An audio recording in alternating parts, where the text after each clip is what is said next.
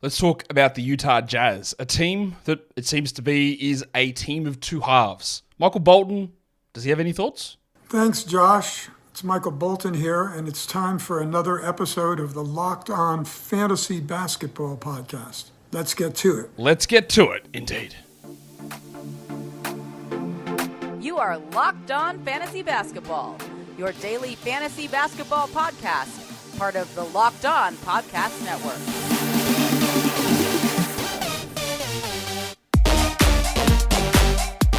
Hello and welcome to the Locked On Fantasy Basketball Podcast, brought to you by Basketball Monster. My name is Josh Lloyd, and it wasn't me that cast a vote for Domantas Sabonis' Defensive Player of the Year. I'm also the lead fantasy analyst at basketballmonster.com, and you can find me on Twitter as always, at redrock_bball, on TikTok at redrock_bball, and on Instagram at LockedOnFantasyBasketball. Today's episode is brought to you by FanDuel. Make every moment more. Right now, new customers get $150 in bonus bets with any winning $5 bet. That's $150 with your winning $5 bet. Go to FanDuel.com/LockedOn to get started. Thank you also for making Locked On Fantasy Basketball your first listen every day. We are free and we're available for you to double bang on all platforms. So thumb it up, comment, all that sort of stuff is great. With the NBA Draft Lottery coming up this weekend, by the way. So just be ready for that. Second round of the playoffs have started. Just a quick recap on what's happening there. The Wolves are just throttling Denver. The way that Denver is playing, is not to take anything away from Minnesota, who've been clearly very much better and killing them, is that something looks off in terms of vibes with the Nuggets. I don't think they're this bad, but something just looks like off, like Jamal Murray's nonsense, just Jokic's lethargy. Something seems massively off. It's also worth remembering that when people talk about teams like the Wolves, I don't know, and maybe I was guilty. I thought the Suns might beat him in the first round. I didn't exactly use this reasoning, but people are, oh, you can't trust them. They've never done it before. And my reply to that is always like, yeah, you know how you get to do it before? By doing it with never doing it before. You cannot win a title for the first time without having won it 0 times before. That is a common, idiotic talking head point. And we've seen it with, Minnesota hasn't won a title yet, obviously. But Denver, Milwaukee, Toronto, the first time Golden State won it, the Cavs, like every team has to win it for the first time without winning anything beforehand. It's just such a stupid comment, I think, to make. So if you think you're going to make that comment, don't. We're talking about a team that hasn't won a title, and maybe at some point they will, who knows. It is the Utah Jazz, who were struggling. Will Hardy found this combination of lineups that worked, and they were unbelievable. Like, just so good. And then Danny Ainge said, enough of this. We're not having goodness around here with this team. We are bad. And we are going to be bad, and I'm taking your players away, and you need to tank again. At some point, I don't know whether that's this coming season or not, they will let Will Hardy, much like the Thunder did with Mark Dagnott, at some point you can't hold good coaches back. You just let them roll with what you've got, you supplement it with players, and then we get results. And I'm not saying that Hardy is Dagnott, and there are some curious things that Will still did. But I think he's very, very good, and I don't think we're going to get 3 years in a row of the same. We take all of your players away in February and then we get foolishness all the way through. I don't think that happens again next season. Of course, I'm not Dan Ainge, so I don't know. But that's where I'm at with that. Let's take a look at what this team actually did for the season. Again, it is hard to look at their season-long numbers and even the players' numbers because of that very abrupt and very clear change in direction and what they were doing. They finished 31-51 with a negative 5.5 net rating. 17th best offense somehow. The worst defense overall, which was a little surprising to me to see them as 30th, especially when you do have some okay, well, actually, I'll say some okay defenders. No, one good defender. And that was Walker Kessler. That's it. And everyone else is pretty bad, so maybe that's part of it. Their preseason over-under was set at 35.5 wins. So they obviously went under, like basically every bad team I think was gone under. I had Utah at 32. And then I readjusted them down to 30. There you go. Actually, they exceeded my expectations by a game. But I hit the over-under on that one, so I'm okay there. The draft. Their most likely outcome for their draft pick is pick 8. They got a 35% chance of getting pick 8. They could get pick 1 to 4. They could have picks 8, 9, or 10. But they can also there is a scenario where they don't have this pick, the Jazz, where they finish 11th or 12th, it goes to the Thunder, and that's like 0.4% chance of that happening. It requires two teams from the 11 to 14 range from 9 to 14 to jump ahead of them to push them back into that 10 slot where they lose the pick, which again is not likely. They've also got pick 29, a first rounder, and pick 32. So two relatively solid picks, which should get them okay players in a draft that's lacking and is unclear, but has some rotation depth in it. The most common starting lineup for players that ended the season on the team, because their most common starting lineup is the one that had the success, and that was the one with Simone Fontecchio, but that was done. But of the guys that were left, it's this garbage lineup. Taylor Horton Tucker, Jordan Clarkson, Lauri Markkanen, and John Collins and Walker Kessler. And the reason it's a garbage lineup is because Taylor Horton Tucker's the point guard. And we all know the story that when Taylor Horton Tucker plays, you can't win. Simple stuff. Their best lineup, which was a plus 12.2, it's a little bit interesting here. 3 point guards. Keontay George, Jordan Clarkson, Colin Sexton, with Lauri Markkanen at the 4 and John Collins at the 5. That was a plus 12.2, that lineup.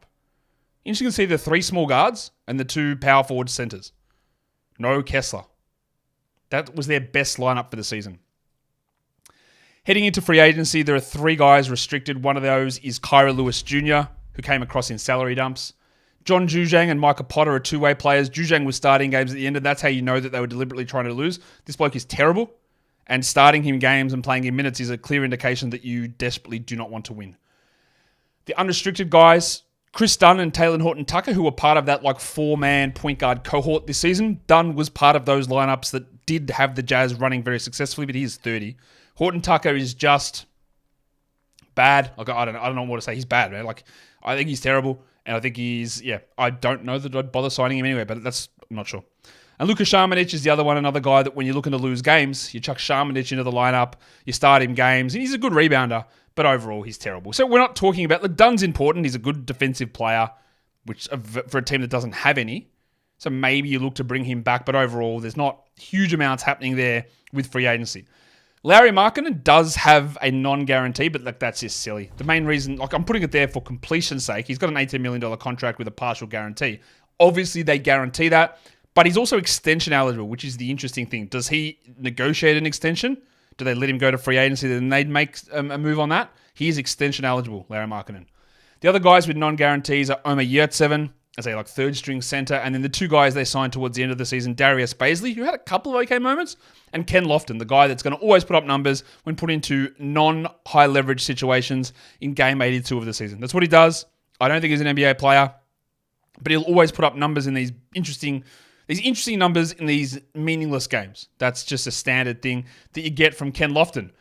Heading into the season after that, so who's going to be playing on an expiring deal? Only 2 guys really there. Jason Preston, he's on a 2-way deal. He'll be restricted there. Who cares? Doesn't really matter. The interesting one is going to be John Collins, who can make himself a free agent after this season. He does have a player option. We'll see what he does, but it seemed out of their plans entirely to begin the season, completely not a part of what they were doing. And then they just started using him more. He started playing a lot better. And now I don't really know. Obviously, their future, they would hope, is Hendricks and Kessler. So I don't really know where Collins fits into all this for even this upcoming season. Still a lot of water, I think, there to go under the bridge with moves that they can make in this offseason and see what happens in the draft as well. Today's episode is brought to you by DoorDash. Mother's Day. It is coming up. A few days away. That is it. And you've got to make sure you get something nice, something great, something thoughtful for your mum. And you can get all of those things or a gift that encompasses all those values on DoorDash. Surprise her with fresh bouquets. Maybe it's a box of Chockies. Maybe it's an iPad so that she can hold it up at a monument and take photos. That's what mums do. Whatever you want, you can get delivered to your door same day with DoorDash. Shop with savings that would make her proud. With a Dash Pass membership, you'll save with a $0 delivery fee and reduced service fees on eligible orders from Dash Pass merchants that meet the minimum subtotal. Other fees, including service fees, apply. Terms apply also. Get a Mother's Day gift as unique as she is with DoorDash. Use the code LOCKEDONNBA. Get 50% off your next order up to $15 when you spend $15 or more on your next flour, convenience, grocery, or retail order. Now on DoorDash. That is LOCKEDONNBA. Order using DoorDash today. Terms apply. Today's episode is also brought to you by LinkedIn Jobs. Jobs. We all want them. We all want to make sure if we're in the business of hiring people that we get the right people to fill those jobs. Because there's nothing worse than hiring someone and they turn out to be a complete spud. But as a small business owner, you don't always have the time to make sure you're thoroughly vetting the people. LinkedIn is not a regular job board. It puts your jobs in front of the billion people using LinkedIn, but getting the right professionals for the right role for your company. You don't always have that time because you've got to wear so many hats. You got to be the marketing manager, the HR person, which is, I guess, including hiring. You got to be the person who schmoozes the customers, schmoozes the clients. You do all this stuff as a small business owner. And you got to get this right. That's where LinkedIn Jobs helps. Shortcuts are available. Little helps in writing job descriptions and just getting your job to the right people. So post your job for free at linkedin.com/lockedonnba. That is linkedin.com/lockedonnba. To post your job for free, terms and conditions apply. Okay, that will bring us to talk about the starters on this Utah Jazz team. I've got 6 guys that I'm going to discuss here as I think options. And we'll start with the obvious one of that is Lauri Markkanen, who we heard a lot of stuff from Jazz people saying that Lauri was going to take his game to a new level this season. I'm not sure that he did, to be honest with you. I think he was very good. 27th ranked player in -1. He's about to turn 27, so we are hitting peak Lauri Markkanen here. He only played 55 games. He had a phantom fake injury towards the end of the year. 33 minutes. I think that and I haven't really heard much about it. Not like I did when Shai Gilgeous-Alexander would play limited games. I haven't really heard much about him never drafting Lauri again sort of talk. But someone will exist. I think that, yes, he does get actual injuries. The last 2 years have not been injuries to keep him out. He will push back to 70 games. I'm pretty sure he will next season. He was 38th in points leagues. His ADP was 27, so he's sort of just bang on. 23-8 with 3 threes, 0.9 steals, 48-90 with his shooting. Low turnovers, but low assists. 56-40. What's the next step? I don't really know that there is one. And that is, I guess, when we look at it, which is fine, it's a level of predictability, which we love. What is it next? Will he ever become a passer? No. Rim protector? No. Steals? No. More points? Probably not. Higher usage? Don't think so. I think this is just sort of who he is, and that's really, really good. The best comparisons on Crafted are Rashard Lewis, year 9, and the Italian cock, Danilo Gallinari, in year 6. Yeah, it makes a lot of sense. Small forward, power forwards who shoot threes and get to the line. It's just a perfect combo. We know what Markkanen is. I don't think we expect more. I don't think we expect less. He was 94th percentile EPM, 93rd in Crafted. His offensive load, this is what's interesting to me as well, because it's very easy to be a player like Lauri Markkanen, not necessarily Lauri Markkanen, to be a player who puts up these good numbers and you're on a bad team because you're the only guy and you're doing everything. And you go, well, the team to actually be good, you need someone else to come and share the load and to reduce what you're doing. Now, 74th percentile in offensive load is not terrible. It's not like he's never doing anything offensively, but he's not dominating the ball. He's not 98th percentile where everything offensively is going through him. That number at 74th offensive load, especially when you see one of the other blokes later on who's got an inordinately high offensive load, like that fits around other players really easily. So what he's doing now can occur on a bad team, but can easily occur on a mediocre team. And I think it can easily occur on a good team as well. So I don't really sometimes I have concerns. I go, what if the team gets better, does it scale back? And I don't really have those worries here with Lauri Markkanen. The question's going to be for me with John Collins. Like, what the hell happens here? The Baptist is 26, 27 as well, same age as Markkanen. Played 68 games in 28 minutes tonight. And like I said, there was talk that they were going to trade him again. They was like, we don't want this guy as part of everything we do here. And then they said, well, no, we're just going to play him at center. And it worked. So I don't really know what to do now.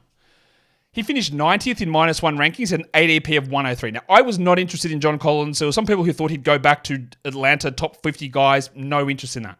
Some people who thought he'd be a top 80 player. I had no interest in that. I also was like, once they were out on him, I was like, I'd drop him. Like, what are we getting here? And then he was great. So again, like, what do I do from here? He averaged 15 and 8 with 1 3 and 1 assist, 0.6 steals and 0.9 blocks on 53 and 80. Shot 61 on his 2s and 37 on his 3s. All really, really strong numbers. But, like, I don't think you want to build a team where John Collins is your starting center. I don't think that John Collins as a starting center with Markkanen next to him gives you anywhere near enough defense. They were the 30th best defense, which is, to say, the worst. So I would think that they would want something else to happen there. But they clearly have problems with the limitations of Kessler. So we might get another John Collins season of 29, 30 minutes, being the 90th to 110th best player. But after that, this is not a long-term solution, I don't think. His top 2 comps were year 5 of Jordan Hill, yes, Jordan Hill, and year 6 of Tom Bryant, the tank. That is not a place you want to be. One of the worst defensive big men in the NBA who can put up numbers, surely, but other stuff stinks. And they are bad indicators. So Collins was okay for fantasy. 15 and 8 is strong. If Tom Bryant played 28 minutes, he would do the same thing. And he would be the 90th best player, maybe better. But impact-wise, there are concerns. 58th percentile EPM, 37th crafted. His rim defense was 59th percentile, and that is why you don't want him as your center. But when Lauri Markkanen's best position is the 4, I don't think you want John Collins as your 4 either.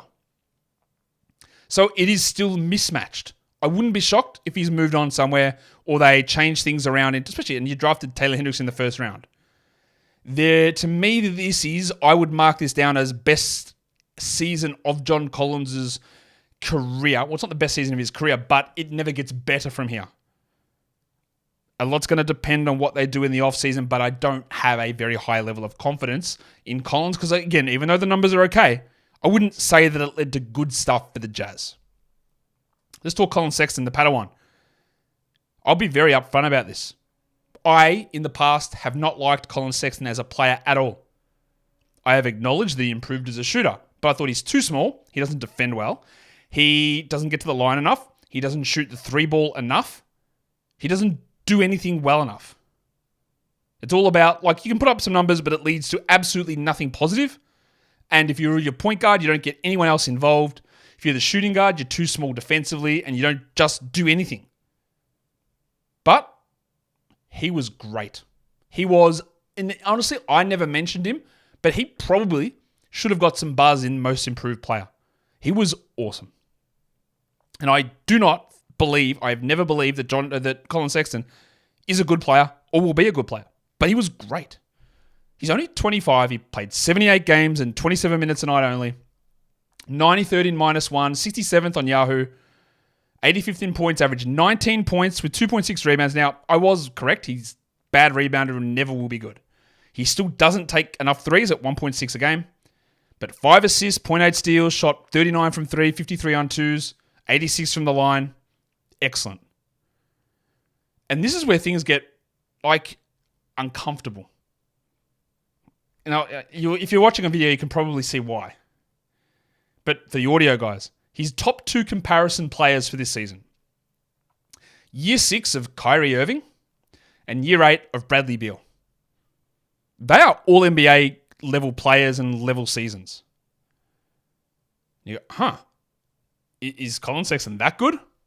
Nah, he's not, is he? Well, let's have a look at the other stuff. EPM, 89th percentile. Oh, that's really high. Crafted, 73rd percentile. Oh, well, that's really high as well.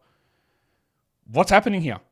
I don't think that we're seeing a star breakout or anything like that. But there are numerous significantly positive indicators here. 84th percentile free throw rate is huge. Getting to the line, hitting them, hitting threes, passing improvement, scoring. Everything was great with him. Is he the part of the future for your team? Well, he's not. He isn't really a point guard. Can he play next to one? Sure. Is Keontay George a point guard? I don't know. I don't think so either. But they could sort of interchange. He didn't do this on gigantic usage either. Much like with Lauri Markkanen, this stuff that Sexton did, why can't it continue? I thought that they wanted to groom him to be a 6th man. I don't think that's true anymore. I was really, really impressed. And I will be, depending on what happens, I would be okay looking at him as a top 100-ish type of player. Really, really, really important and really impressive that he was able to do that. Today's episode is brought to you by Monopoly Go. I'm going to give you a tech foul. Not for arguing, but for not playing Monopoly Go.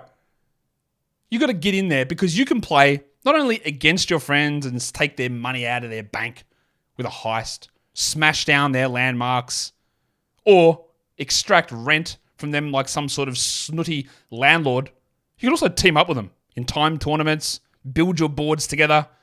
I scratch your back, you scratch mine. That's not Monopoly Go's official phrase, but hey, why not? It's a fun way on your phone to interact with people. Events happening every day, different stickers to collect and trade, so many different ways to have fun playing Monopoly Go, and you know what it is? It's free to download. So go to the App Store, go to the Google Play Store, and get Monopoly Go. Second Tech, you're out of here? Nah, you're good. You can stay in, but make sure you download Monopoly Go.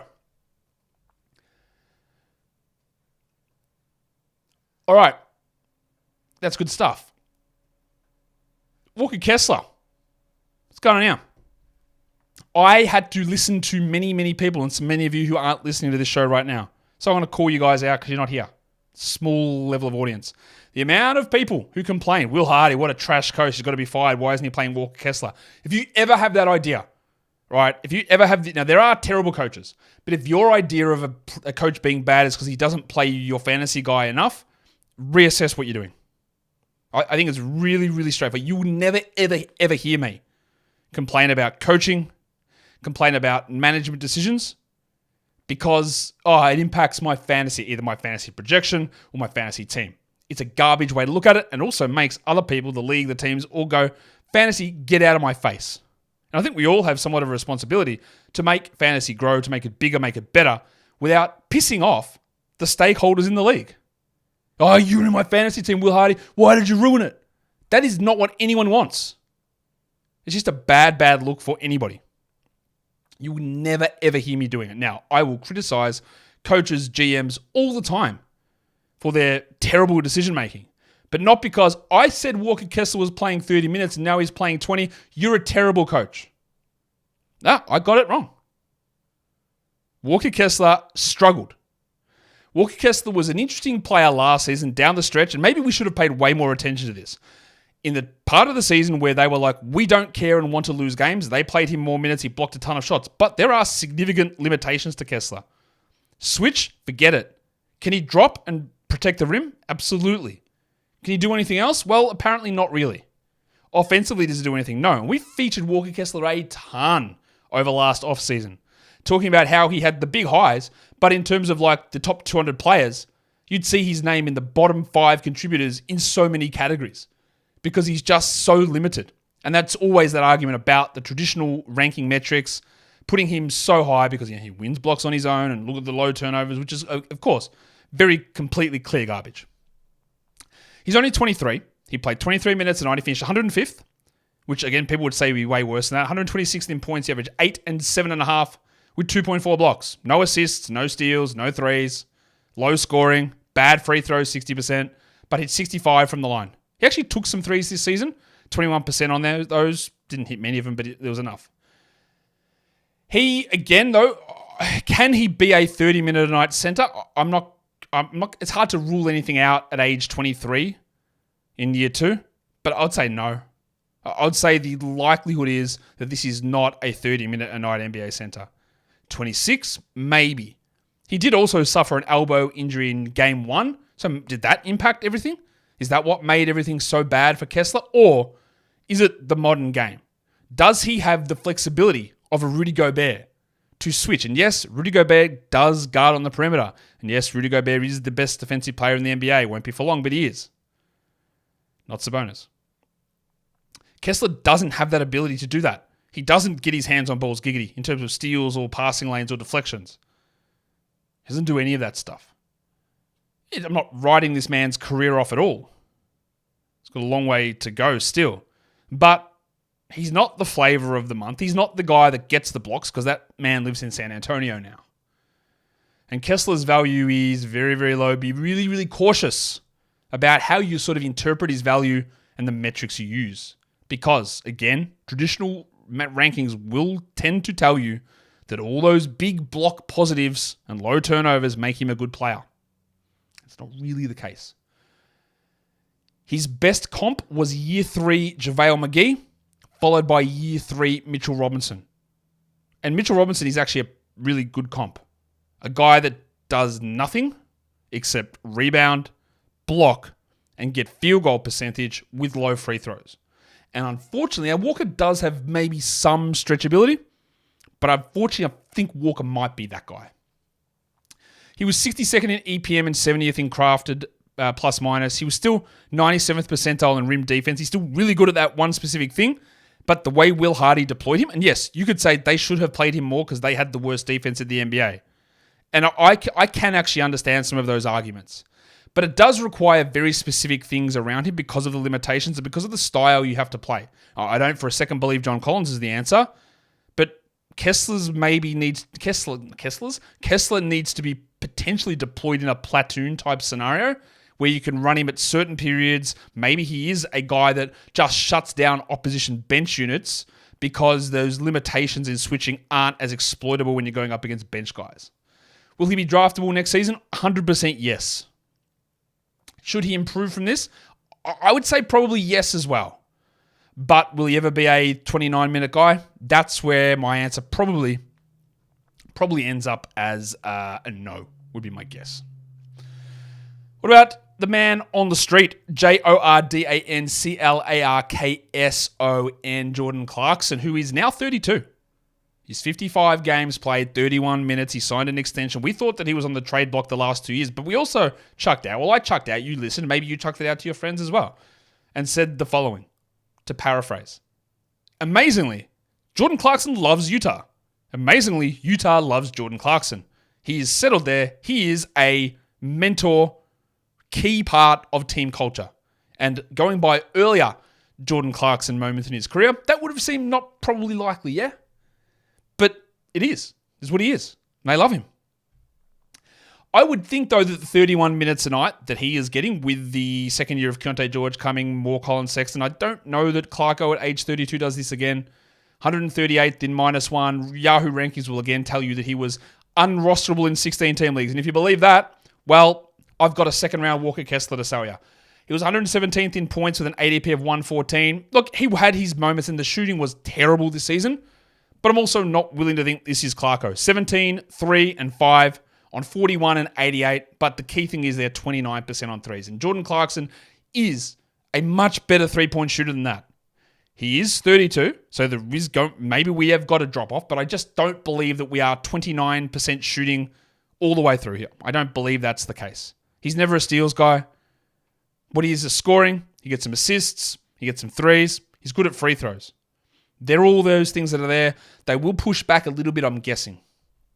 The top comps for him, year 10 of Rip Hamilton and year 9 of Reggie Theus.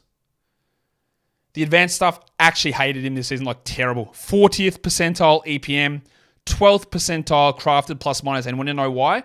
Because his crafted defensive plus minus was 0th. That is not a real word. But he was 0th percentile. The worst defensive player according to their metrics in the league.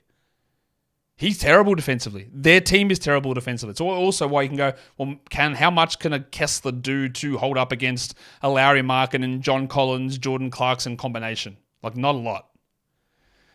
So, Clarkson probably won't be draftable next season because there'll just be other options with higher upside that you want to take, and there is a risk that he's a 27-minute-a-night player now. But I do expect that three-point shooting is significantly improved from where it was there. The last one in this group of starters, the sextet, is Keontay George. The rookie who was battling for the point guard job in training camp. All the word out of Utah was that he is killing it, but they won't give him the job straight away. And you know my story on George. I did not like him particularly much at all in the draft. I thought he was an inefficient shot chucker. And then I kept hearing some interesting stuff. Okay, well, this is good that he's developing this way. And then I saw Tor Horton Tucker play. This is not lasting at all. He is dreadful. George will be starting. And this is where if you want to get ahead of it, part of the show came into it. I said, if you want to get ahead of it, Keontay George is going to start really soon. You want a point guard who's playing 30 minutes as a startup, and you want to get him now. It is going to happen, and it happened within a week. And then he got injured. And the ankle injury kept him out for a while, and he came back, and he couldn't really get his flow going at all. And then he never really fully recaptured it. It was an okay rookie season without being fantastic. He's only 20. He played 27 minutes as a lead guard. 190th in -1, 187th in points, 13, 3, and 4.5, half a steal, 39 and 85 is his shooting numbers. Shot 46 on twos and 33 on threes. Number one thing is I would expect that penciled in starting point guard next season is Keyonte George. I am not certain that he is actually a starting point guard, but I think he'll get that chance. So the 27 minutes will be 31, I think. I also expect that 46% from twos, one of the big things that jumps up year 1 to year 2 and year 2 to year 3 is 2-point percentage, along with free throw rate. And he's already hitting his free throws. So I would think that the twos move up a little bit. I would think that the assist rate probably jumps up a little bit as well. George finished at just 54% at the rim, which is 9th percentile. That can go to 59, 60 easily. And then you've got your numbers going. Then he goes from 13 points to 17.5. You attack the rim, you finish at the rim, you open up more assist opportunities. If Keontae George plays 31 minutes and averages 17, 4, and 6.5 with 0.7 steals on 43 and 88, don't be shocked. That's a top 70 player. He also might not. Maybe the shot never falls, and that's possible. That's what I saw from him at Baylor. I go, oh no. These aren't going in. What's going on? His best comps for his rookie year was year 2 of cousin Kevin Porter Jr. and rookie year Michael Conley Jr. Now, Mike Conley, as a rookie, was not a particularly productive player. It took a while to get there, but that's very interesting. His advanced stuff was yuck. 26th percentile EPM, 9th in crafted. But as a passer, he was rated 74th percentile. For a guy that didn't play point guard in college and was learning the job in the NBA, I'm impressed by that. I was not in on him in the draft. I was not in on him in my initial Dynasty rookie rankings. I changed some of my mind. He showed me way more than I thought. I would definitely have him higher than when he was drafted. I still go back and forth on can he ever be even league average efficiency? I'm not sure. But he showed me enough stuff where I go, maybe you are a point guard. Maybe this does work. But also, maybe it doesn't. But before I was like, I don't really see it. But now I see how it can work. And I think he gets a real crack at it next season. A real big crack. That's what she said. What about the rest of these jokers on this team? Who are the other blokes that we need to talk about? We're going to start with the guy that got this team back into gear, and that is Chris Dunn, the former lottery pick, top 5 overall, who, as a rookie and a prospect, I did not like, and I was correct for once. But he has reworked himself, Dennis Smith Jr. style, into hey, yeah, the shot doesn't go in, and I'm not a usage player, but you know what I can do? Be one of the best defensive guards in the NBA, and he is. He's 30, though. He's an unrestricted free agent. He played 66 games and 19 minutes, and when they started him, he only played 21 or 22 anyway, but he gave them something defensively. He actually finished 181st in -1 because he averaged a steal a game with 4 assists and 5.5 points and 3 rebounds. He shot 47 from the field, including 37 from 3, but realistically, it's steals and it's assists that gave him any value. His best comps were year 9 of coaching legend Nate McMillan and year 7 of Timothy John McConnell. We know what McConnell is, a steals and assist player. The advanced stuff loved him because when he played, they were good. 80th percentile EPM, 64th CPM, 97th percentile deflections. He's just a lockdown defender who creates defensive events. And when that player gets minutes, DeLon Wright, they are useful in fantasy. But the problem we have here is Colin Sexton, Jordan Clarkson, and Keontay George still exist and still play for this team. And Dunn may not. So he's just going to be one of those names that you monitor, watch the role, use it when it happens. But future-wise, we're not that excited about it. I don't think that's controversial. But we should be excited about this guy's future. And that is top 10 draft pick Taylor Hendricks. We didn't really see much of Hendricks at all. Many of you wouldn't have seen much of Hendricks in college playing for UCF. That's not a big-name school. Hendricks is only 20. He only played 40 games. And he only averaged 21 minutes a night. But after the All-Star break, they just said, right, we're losing games on purpose, but we want to see what you've got. You're starting. Now, this is a rookie figuring out his minutes in the NBA for the first time. Lots can go wrong and lots did go wrong. But there is enough here. Now, my pre-draft comp, for what you want to say, it's not really a comp necessarily. It's more like, hey, this guy could maybe have a statistical profile similar to prime Paul Millsap, but with better three-point shooting. And that, if you're well aware, is an elite fantasy player. I loved Hendricks in the draft, and honestly, what I saw from him this season doesn't really change that perspective much. He was only 207th in -1 rankings in 21 minutes, don't really care. He averaged 7 points with 4.5 rebounds, But in 21 minutes, he had 0.7 steals and 0.7 blocks. Push that to 30 minutes, you're talking a steal and a block.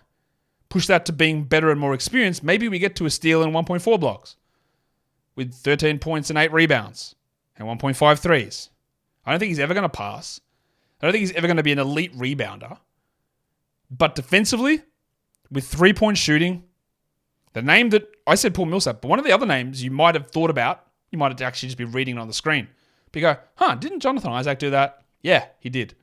And Taylor Hendricks' rookie season compares the most favorably out of everybody to year 2 of Jonathan Isaac.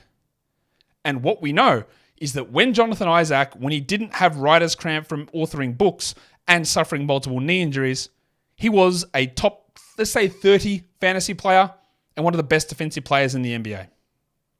I'm not suggesting Hendricks is a top 30 player or going to win Defensive Player of the Year. But in a dynasty league, I love him. I would still be investing, and there is a lot here. The second comparison was year 1, rookie year, Eddie Griffin. The Isaac one's more interesting to me. He was 93rd percentile in contesting shots at the rim. As a power forward, as a rookie. Think that is where you should go. Now I am hard. He was 34th overall in EPM percentile and 33rd in crafted. Again, not a great rookie season. But there is enough there where I go, it probably doesn't happen year 2, honestly. Still some stuff to work through with Markkanen and Collins, Kessler. Year 3 is where I think, all right, we are ready. 17 and 8, 2 assists, 1 steal, 1.6 blocks, 2 triples, 50, 80, bang, we're off. Not convinced of it, but I still really believe in this guy as a player. And there was enough little flashes here where I was like, that tracks about what I expected. 2 more guys to talk about. And I have to talk about this guy because he played a lot, but he sucks. And it's Tor Horton Tucker. And you might think I'm being harsh, but I can't with this guy. It was just something. Maybe it's the Lakers' exceptionalism that stunk onto him. Maybe it's the fact that he thinks that he is what Lakers fans used to think that he was. Maybe it's the fact that when he's on the court, he just thinks it's the Tor Horton Tucker show. I don't know, but I think he's terrible. When he plays, and when he plays minutes, he puts up fantasy stats, and there is no debating that. Now, still, he played 20 minutes a night and somehow still finished on 215th in -1 and 197th in points. And he was the starting point guard, and they had to say, absolutely not, get out of here. And the only reason he got back into the rotation is because they were deliberately trying to lose games. He averaged 10 points, 2 rebounds, 3.5 assists with 0.9 steals in 20 minutes. They're all really solid numbers for a guy that's like a 1, a 2, or 3. He shot under 40 from the field, yuck. 81 from the line, which is actually pretty good for him anyway. 44 from 2 and 33 from 3. He cannot shoot, but he thinks he can. He cannot finish, but he thinks he can. These are all terrible traits, I think, in a player. His EPM was 47th percentile. His crafted was 52nd. So it was in the middle of the pack. That's better than I thought it would be. But this is where I was talking with Markkanen earlier. And like, how can Markkanen's offensive load and role translate when the team gets better? You got a bloke like Horton Tucker running 88th percentile in offensive load. You know what happens on a good team? He doesn't play at all, and someone better takes on the 88th percentile level of load, and Markkanen stays at his 74. All right, we have got guys who have no business being a part of good teams, dominating the ball, with Markkanen not. But that's why I don't have that worry about him. Lauri, that is. In saying all of this, Horton Tucker's 23. Maybe he gets better over the next few years. Maybe. He did show better signs at the end of this season. And to be fair, to be actually accurate, even though he was dreadful, he was better than he'd been in the past to begin the season. He was not the starting point guard, and he made everybody worse around him. Again, bias is up front. I just think he's bad. I don't like watching him play. Therefore, I don't, and when the numbers somewhat back it up, I'm going to latch onto it and go, see, he sucks. I can admit that. And if he was good, I tell you, I hate him as a player, but he was good. But thankfully for me, I don't have to say that because Tor Horton Tucker was terrible. Last one is their third first-round pick, and that is Brice Sensabaugh. Sensabaugh didn't play in Summer League, knee problems through his career, or his 1 year at Ohio State. Had injuries this season as well. We really didn't see him until the end. 32 games, 18 minutes. He's still only 20. His rankings will tell you not much exciting at all. 322nd. he averaged 7 points, 7.5, with 3 rebounds, 1.7 assists and half a steal on 39 and 90 from the line. The 90 from the line makes me go, oh, okay, interesting. Shot 50% on 2s and 29.6 on 3s. He shot really high numbers, really efficient stuff at Ohio State.